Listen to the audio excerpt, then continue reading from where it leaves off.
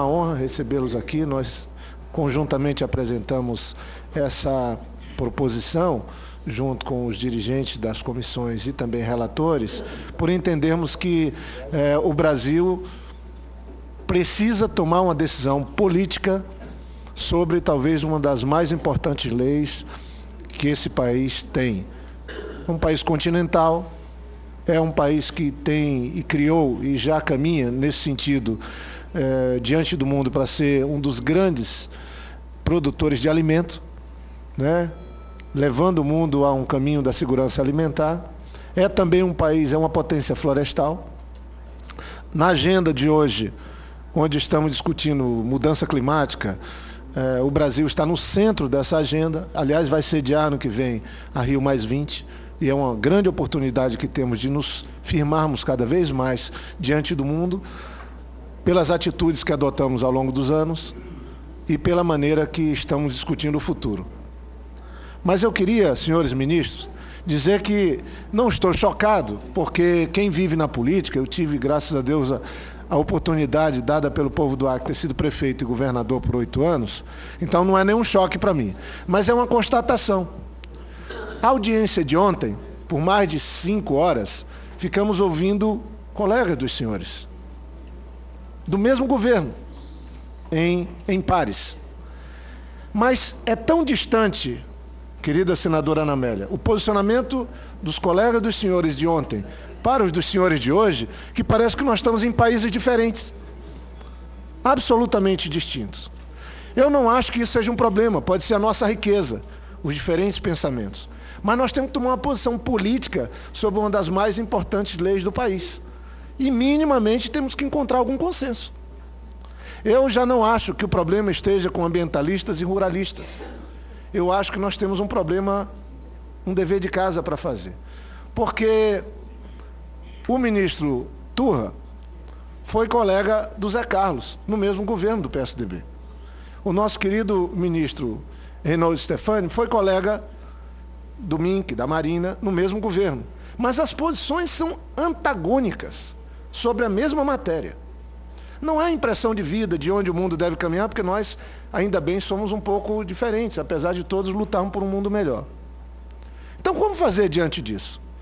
O Senado tem que arbitrar? Claro que esse será um papel dos legisladores. Mas eu acho que, para arbitrar com maior justeza, nós temos que fazer um caminho, eu não diria um caminho novo, porque nós estamos trabalhando nesse tema há muito tempo, os senhores, então, o professor Alisson Paulinelli é uma lenda viva, graças a Deus, é uma legenda da agricultura, da brasilidade. O senhor já nos ensinou muito e segue nos ensinando, como fez hoje aqui. Mas o que fazer diante disso? O Brasil espera muito, o mundo espera muito do Brasil, e os brasileiros esperam também muito de todos nós. Então, eu não quero me alongar. Mas, assim, ontem foi uma unanimidade dos ministros dizendo que o texto que veio da Câmara é muito ruim para o Brasil e que precisa de mudanças importantes. Hoje, no geral, nós ouvimos que o texto é muito bom e tem que ser mantido. E aí, tem uma situação complexa. Aí eu queria dizer que eu queria colocar essa preliminar, mas eu quero apresentar uma proposta para ela, e normalmente a gente faz proposta no final, mas eu vou fazer no começo.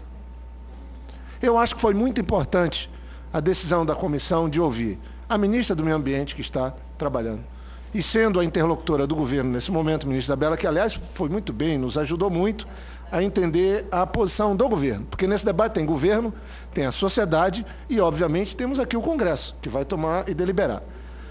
Depois nós ouvimos o autor da proposta, o deputado Aldo, que também colocou com clareza as dificuldades que enfrentou, foi muito feliz, eu diria até, o quanto que andou, o quanto que viveu e aprendeu sobre esse tema e o esforço dele de tentar ajudar. O certo é que 69 artigos, boa parte deles já resolveu uma grande parte do problema. Nós temos uma menor parte para deliberar sobre ela. É bom que se diga isso. A Câmara dos Deputados já cumpriu bem o seu papel. Agora está na mão do Senado cumprir o nosso. Agora, A ideia de ouvirmos também ex-ministro do Meio Ambiente e ex-ministros de vários governos de agricultura, eu acho que também foi muito feliz, senador Rodrigo. Porque são pessoas que viveram as dificuldades da implementação das políticas públicas, ou seja, de fazer valer o interesse da sociedade, do país. Os senhores fizeram isso. Cada um, a seu tempo, dedicaram parte importante da vida e deram as contribuições, tanto é que o Brasil está melhor do que o que estava, né, ao longo desses anos. Então não tem reparo nisso. Alguns podem reclamar que deveria ter ido mais rápido para ali, mas todos nós reconhecemos que o Brasil está se firmando como uma grande nação que nos orgulha a todos. Agora, a proposta é objetiva. Para mim, foi muito rico ouvir ontem os ministros de Meio Ambiente. Aprendi muito. Para o meu colega também, e ele comentava comigo ontem, senador Luiz Henrique. E para mim está sendo muito importante ouvi-los hoje. Também estou tirando boas lições. Mas eu queria apresentar uma proposta. Poderia ajudar o Senado a deliberar. Temos aí pelo menos uns 2 meses pela frente, como quer a senadora Kátia, que até o final de outubro, mais tardar começo de novembro, possamos deliberar. Eu queria propor aqui, saindo daqui, e não sei se em nome dos mais colegas pode endossar, que tivesse uma reunião do Fórum de ex-ministro de Agricultura e de ex-ministro de Meio Ambiente, para minimamente trabalhar alguns pontos que eu tenho certeza, pela experiência de vida que os senhores têm, sobre o Código Florestal, para nos apresentar. É um desafio, é uma proposta. São homens públicos da maior qualidade e mulheres públicas da maior qualidade. Que se reunissem fora daqui num dia só, um dia. Roberto Rodrigues, juntando os ex-ministros, Recupero, os senhores, passem um dia, sem interferência de ninguém, discutindo o Brasil que os senhores conhecem profundamente, discutindo o Código Florestal e nos apresente minimamente aquilo que deu para tirar depois de um dia de reunião de 10 ex-ministros da Agricultura desse país e 10 ex-ministros do Meio Ambiente. Porque eu sou engenheiro florestal e técnico agrícola. Eu não conheço relação mais umbilical, mais próxima do que quem produz e o meio ambiente. Eu não conheço. Não tem como produzir sem água, gente. Não tem como produzir enfrentando a biodiversidade e destruindo a biodiversidade. São relações próximas. Toda vez que eu me reúno para fazer uma palestra, um debate com um produtor, eu digo, gente, tomem posse do que é de vocês. Os senhores são os mais dependentes do meio ambiente, não são adversários. Mas, sinceramente, tem hora que esse debate antagônico, ele passa não só para um representante de uma ONG que tem lá suas razões de colocar com alguma radicalidade um ponto, ou mesmo alguém que tem uma posição também de confronto, mas eu estou achando que a gente pode ganhar muito, o Brasil ganharia muito se esse encontro acontecesse. Eu acho que daria uma repercussão enorme na imprensa. Os senhores foram colegas, todos ao seu tempo, e poderia, de fato, nos ajudar a clarear um pouco algumas posições. Agora, isso não significa dizer buscar consenso. Não significa dizer convencer ou ser convencido, mas conversar. Bem, esse é um ponto. E aí eu queria abordar mais alguns aspectos. Senhores ministros da Agricultura, uma outra coisa que me incomoda um pouco, porque se é fato que há uma relação de dependência de quem produz e cria, para usar um português mais claro possível, há uma dependência de quem produz e cria de água, de equilíbrio ambiental, eu gostaria que os senhores comentassem uma coisa. Por que que o nosso país, eu ouvi isso ontem aqui, é o maior consumidor de agrotóxico do mundo, per capita, inclusive? Porque, são algumas perguntas, se pudessem comentar. Isso decorre de um modelo equivocado que nós assumimos? Aí uma outra pergunta.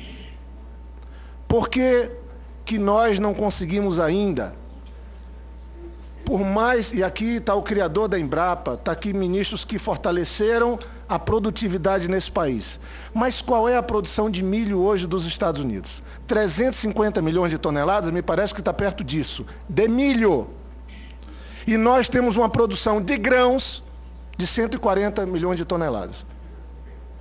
Nos Estados Unidos, não tem mais terreno para plantar milho ou soja ou trigo. Os senhores sabem. Não tem mais terreno. A disputa é se eu planto milho, soja ou trigo. Como entrou o etanol, como entrou uma política de energia no milho, o milho ocupou espaço, tirando da soja e tirando do trigo, ora um tira do outro, depende, obviamente, de mercado e de política do próprio país. Agora, como eles conseguem ter uma produtividade de 170 sacas por hectare, chegando a 200 sacas por hectare, e nós ficamos numa produtividade, por mais crescente que tenha sido ao longo dos anos, tão abaixo disso? É uma pergunta, porque isso tem a ver, certamente, com política para o setor agrícola. Porque eu acho que a gente também tem que separar um pouco. Eu não sou radical, a vida me ensinou, e aqui eu estou aprendendo muito, estou procurando anotar os ensinamentos que tiram e guardando, porque quando a gente escreve eles ficam. Mas, sinceramente, eu não quero me alongar, mas eu acho que não é muito adequado a gente pegar todas as mazelas e os gravíssimos problemas que o setor do agronegócio, da agropecuária, da agricultura do Brasil enfrenta e colocarmos na conta do meio ambiente ou das questões ambientais. Eu gostaria, se pudesse um comentário, saber quanto é do erro do Brasil na política agrícola, quanto é da falta ainda de tecnologia que nós já estamos ganhando, os problemas decorrem disso, quanto é do modelo insustentável de produção agrícola que nós adotamos, importado, boa parte dele, e quanto que é da questão ambiental, quer dizer, só para um equilíbrio, se nós pudéssemos fazer. E aí encerro, querido companheiro presidente, ou os dois colegas presidentes que estão aí, porque, sinceramente, eu acho que a política agrícola do nosso país, por mais esforço que os senhores tiveram, por mais avanço que nós alcançamos, ela está muito focada nos produtos, ela não alcançou as propriedades nem os produtores. No meu estado do Acre, o ministro Reinaldo falou, mas de um lado ou do outro, olha, eu tenho uma visão um pouquinho diferente. Nós temos 88% de floresta, ministro. Eu estou lutando para importar produtos do Peru, porque o relevo do Acre está 150, 130 metros acima do nível do mar. E aí a gente não tem como produzir cebola, não tem como produzir alho, por isso que a gente precisa importar do Peru, que é bem barato, abastecer a Amazônia inteira. Não tem nenhum problema, nenhum demérito. Nós produzimos algo e com esse dinheiro do que a gente produz, comprar aquilo que a gente não pode produzir, ou até economicamente não é viável. Esse equilíbrio pode ser feito. No Acre nós estamos querendo, fizemos a estrada para o Peru, com a ajuda do governo federal, para podermos abastecer uma parte da Amazônia. Então eu penso que a Amazônia, ela não precisa produzir tudo lá. Ela pode produzir uma parte, aquilo que é adequado, e comprar com o dinheiro dessa produção aquilo que não é adequado produzir lá. Essa sinergia. Nós não temos que reproduzir o modelo do Sul na Amazônia, senão seria um grande equívoco. Foi o que o Brasil tentou um pouco antes do senhor assumir, ministro Alisson. E o senhor freou isso. Falou, opa, o senhor usou uma frase aqui fantástica. Falei, eu não posso mexer no que eu não conheço. Eu sou uma sua, a do presidente do Bradesco. Quando teve os derivativos, ele disse, o meu banco não faz isso porque eu não faço o que eu não sei, o que eu não conheço. E o Brasil fez muito na Amazônia sem conhecer a Amazônia. Já conhece bastante, tem muito a aprender ainda. Mas então, a minha disposição era ver se nós saímos desse código com um código que pudesse dar segurança para quem quer produzir e criar, estimular para que o Brasil possa ter uma política agrícola que nos coloque competitivo do ponto de vista da produtividade, como muitos senhores falaram, mas essencialmente que o Código que é florestal saia com uma regra onde o Brasil, pela primeira vez, numa lei feita para suceder a de 35 a de 65 e os remendos que ela sofreu, o Brasil possa também se transformar numa potência florestal. O Brasil precisa ser, nós temos a maior área de floresta tropical do mundo e participamos com 4% do PIB florestal do planeta. Isso é pouco, é nada. Então, eram essas minhas considerações e tomara que esses depoimentos, ou quem sabe uma futura reunião, ou um apanhado, uma ação, depois dessa audiência, que foi muito rica para todos nós, a gente possa encontrar essa formulação de libertar os produtores, para que eles possam seguir alcançando os objetivos nossos, aumentar a produtividade e aumentar a produção na mesma área, mas, ao mesmo tempo, nós temos uma lei ambiental que transforme o Brasil numa potência florestal e também da biodiversidade. Muito obrigado.